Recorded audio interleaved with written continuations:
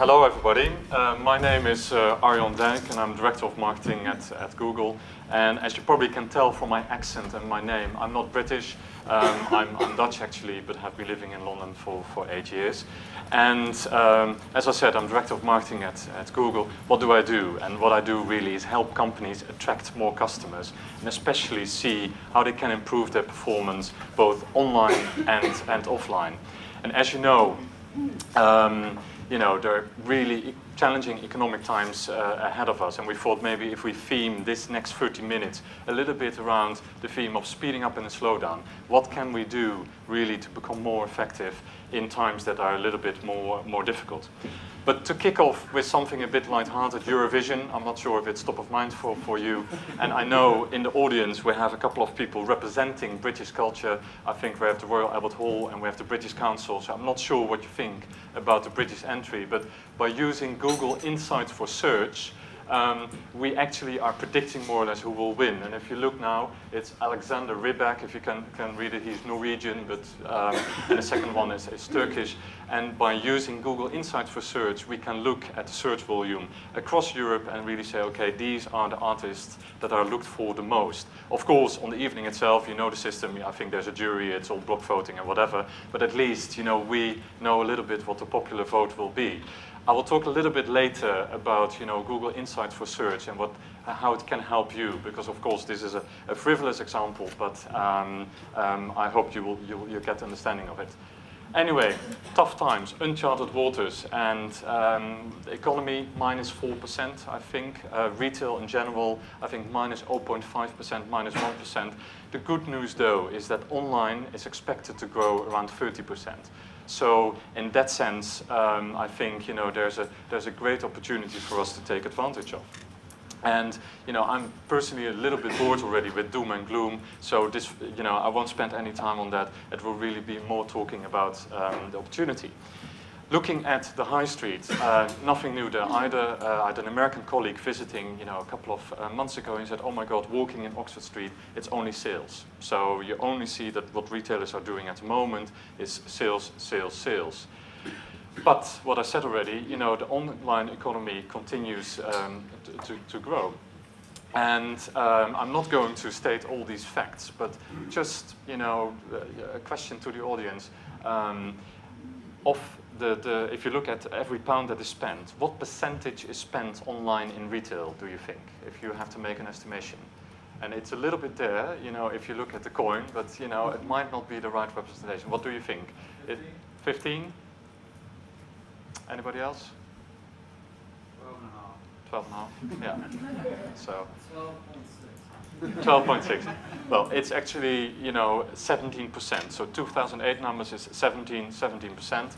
So you feel already that those numbers are really compelling and actually expected to grow. And it's actually quite amazing. If you look at the general trends, and I think you all know it, is that it's not only the traditional things you thought you would buy online, so like books and that kind of stuff, but also things like clothing are growing very, very rapidly. Challenge and opportunity, again, using Google Insights for search. If you look at this trend, it's pretty clear, staying in is the new going out. So you see that especially in the beginning of 2009, DVD rentals, the search volume on DVD rentals is going up very significantly. Actually, movie theater is actually slowing down. And my main point here is, when you're in the movie theater business, is probably, if you see that trend happening, what you want to do is probably think about family packages. You want to really think about, how can I make it compelling for people to go to the movies, instead of staying in and staying at home. Of course, for the likes of love film, this is a great story, because people really are staying at home more. Another example is, and you might have heard of one, is recipe in restaurant. For the first time last November, the absolute searches for recipe overtook restaurant, and that's again, a real testament to, staying in is the new going out. And online trend, stitch and bitch. I was in Turkey 2 weeks ago and I had simultaneous translation, and it became all a bit problematic, I think, because people didn't get the name that well. But you know, a website that is really focusing on handicraft and doubled its membership in 4 months time. Etsy is a website that is also about handicraft, that people make their own things, a kind of an eBay where you can buy and sell. And Etsy grew 43% from Q4 last year to Q1 this year. So again, you see that, well, it might be a tough place out there, but actually there are many opportunities, but you will have to look for those opportunities where they come. And this is maybe a little bit obvious, taking a step back. What's happening in media? And I find it quite fascinating, you know, 1647, first newspaper ad, 1922, first radio ad. At the moment, really, so many media are coming to us. You know, it's unbelievable, and I think the past 10 years, you know, have been really quite dramatic there. And also nothing new, you know, we're overstimulated by media. When I'm at home at night, you know, my television is on, you know, I have my computer on my lap and I have my mobile phone in my hand. You know, that's nowadays how a lot of people actually spend their time. And that's also what we see actually, is that, you know, people multitask, and that's very clear. So even if, you know, people say, I watch television 2-3 hours a day, you know, you're probably multitasking in that time, clicking on Facebook and doing a lot of things. But you know, the good news is consumer engagement is increasing. And a quick question to you: how many of you have a Facebook profile? Facebook, LinkedIn, Twitter. So well, you see already. I probably would say Facebook around 40-50%, LinkedIn 30%, Twitter 10%. It's pretty clear that for the first time we're actually influencing media. 10 years ago, you know, we didn't used to do that. And to be fair, I was a late adopter myself of Facebook, but I can't help myself nowadays where I'm somewhere to say, oh, I feel really bad or whatever. And that's how you keep up with friends. So that's actually quite a paradox, that you say, well, we have so many media coming towards us, but at the same time, you know, you actually get much more engaged, and I think that's actually quite fascinating. Again, it's an opportunity to really take advantage of. And the main thing is really, you know, traditionally as marketers and as business people, we were pushing our message out. We really say, well, we'll push it out, and we hope that something will stick, and hope that people will notice. And you know, in the 90s, people would say, especially the advertising agencies, breaking through the clutter. You know, the only thing was create standout and breaking through the clutter. So it either meant you had to shout really loud, or you had to be very different in terms of your creative. And that sounds all really nice, but if you talk about doing business, it's very arty. It's not very predictable, it's very risky. And if you really would look into the success rates of, for example, advertising campaigns, you will see that a lot of them fail because, you know, it's very difficult to get that right. So actually, pull marketing, you know, is much more compelling. Let people come to you, because if they come to you and they really say, yeah, I'm in the mood for X, and you're offering that product or service, you know, you will see that, you know, there's a lot of value to that.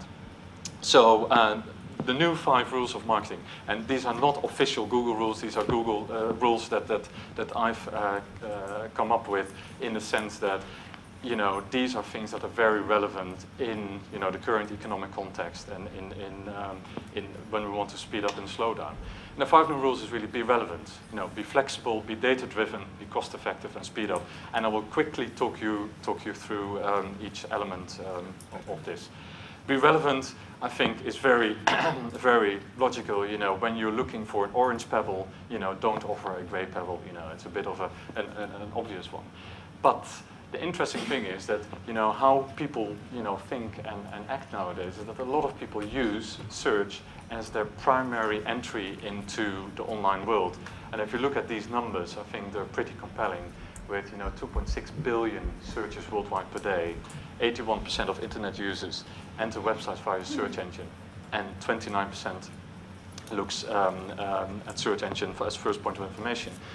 If you look at these statistics, I think it's very close to ourselves. You know, when you're buying a new car, probably what you're doing is you go online, you look at different cars. I think a lot of car websites have excellent tools to really spec a car exactly how you want it.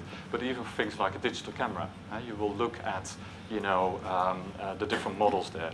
And I don't think, you know, that any of these stats will really amaze you, but it's very important to bear that in mind, that actually there is a big online component here, but lots of these sales actually happen offline. So it means that, you know, when people searching for things, doesn't mean that they want to buy it there. They actually might go into the shop and buy it there.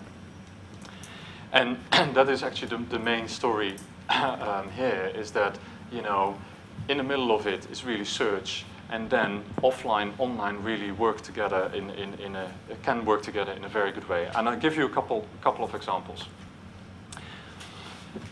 Targeting consumers at the magic moment. You all know this, so I'm not going to repeat it, but we call it the magic moment. It's really when you think of something and you search for it, and then an ad shows up that is really, you know, connected with what you're thinking at the moment. That's really what you would like. And I will give you a couple of examples. Some are obvious, some are not that obvious. If you look at this example, it's Neutrogena. I think in the UK it's a brand that is known. It's like a sunblock and moisturizer. This is a campaign they do in California. And they actually bid on the keyword golf. And you say, well, why would Neutrogena bid on the keyword golf? And the main thing is that anybody who plays golf in California, you know, if you play 18 holes, you know, 3-4 hours, the main thing to remember is put on sunblock. You know, because if you forget that, you're in trouble. And Neutrogena has really learned that in that specific area, you know, in California, you know, it's very important to raise that awareness and actually raise your brand awareness among golfers, which is a very lucrative, you know, big market in California. If you click on the Neutrogena website, it's not a selling website, it's just a brand website. It's a normal, fast-moving consumer goods website. But they still believe that they can drive their brand awareness, you know, in terms of the brand, and they can measure it. You know, the great thing is you can really measure the amount of click-throughs and the amount of traffic you get, and really know anything about that. Another thing is, you know, search to increase consideration. So, for example, when you're looking for a fuel-efficient car, you know, as a car manufacturer, you probably want to be in a considered set of those when people are looking for that. So, for example, Honda, this is also a US example. You know, when you type in fuel-efficient car, you know, Honda will come up. And it means that, you know, people, when they're looking at the 2, 3, 4 brands they're considering, actually Honda will be in that set. And the last example is a bit more straightforward, you know, is when you type in ThinkPad laptop, you know, Lenovo really puts a compelling, you know, ad there for people to directly buy a computer. Rule number 2, be flexible. Mass customization, and I think we all know it. It still works, and probably you all in your businesses use it. So when you use personalization, either in direct mail or email and other ways, it will drive, you know, response and conversion and all that kind of stuff, 30, 40, 50, 50%.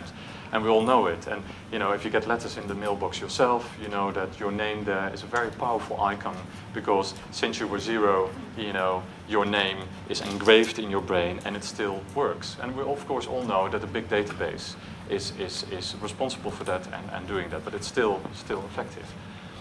We believe, actually, that customization has taken a new level, and I think it's an example I'm now giving of Amazon. You know, based on your behavioral data, you know, they will stream different forms of advertising to different people. So, for example, on the left-hand side here, you know, depending on your profile, you get a different example. For example, here you will get, you know, photo cameras or not. And again, you know, you say, well, this is you know, nothing that new, but there are not that many people who do this well and really say, well, we have looked at behavior and then say, well, we test and learn and really find the combinations that work well. Change your offer fast. This is an example I really like. Purely Gadgets, an electronics website, and what this website does is really be very price competitive and change prices, you know, every hour if needs be.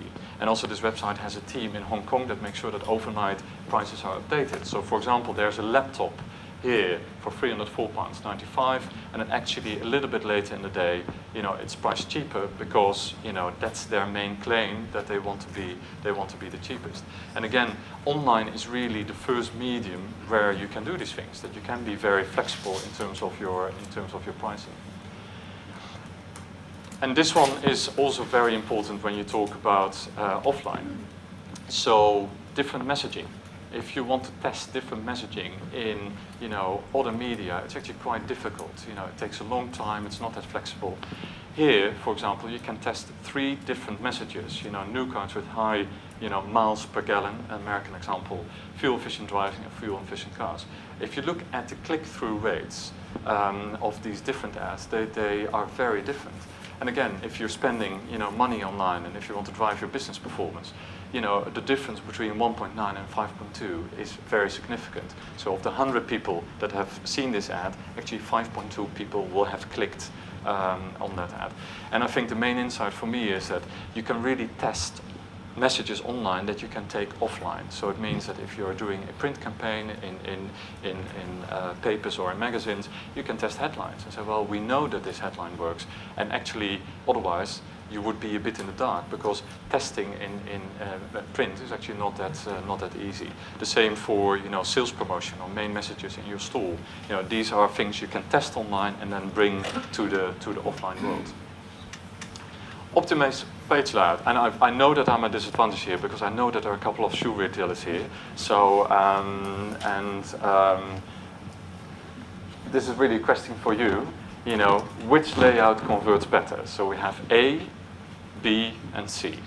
Who thinks A is doing the best? Nobody? B? Yeah? And C? Okay. It's B. And I quickly go back. You know, the main reason, in my opinion, is that, you know, there are simple principles. So there's the paradox of choice. You know, you don't want to really paralyze people with too much choice. So it means that 5, 6, 7, you know, is probably a number you want to shoot for when you really want people to choose within a category. You know, it's not for nothing, you know, that there are 7 days in the week, because we can remember it. If there would be 8 days, you would be struggling to remember the eighth day.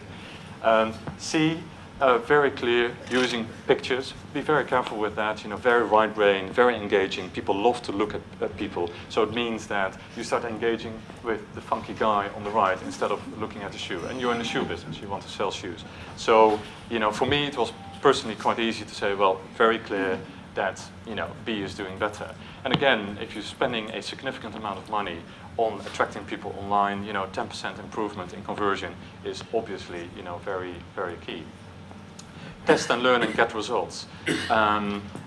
Maybe a bit obvious, but above the fold, below the fold. You know, if you put things above the fold, you know, plus 38% increase in conversion.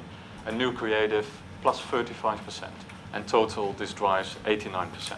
And of course, when you look at your homepage real estate, you have to be careful because you don't want to be distracting too much. But the main point is you can really test and learn your way into, you know, the most effective way of doing.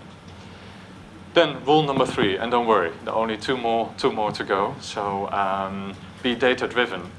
And, you know, there's always a discussion in marketing around, you know, art or science. And what we really truly believe within Google is that, you know, we take care of the science. So the whole point of view we have is that we have a fantastic system. We have the science, but our customers are really the ones who have, you know, the art in their fingers, and they're the ones who really have to be imaginative and say, you know, looking at what I can do, these are messages I think that will work, and then we have the systems for you to really get a report and say, yeah, you're right, this message or this idea has worked really, really well.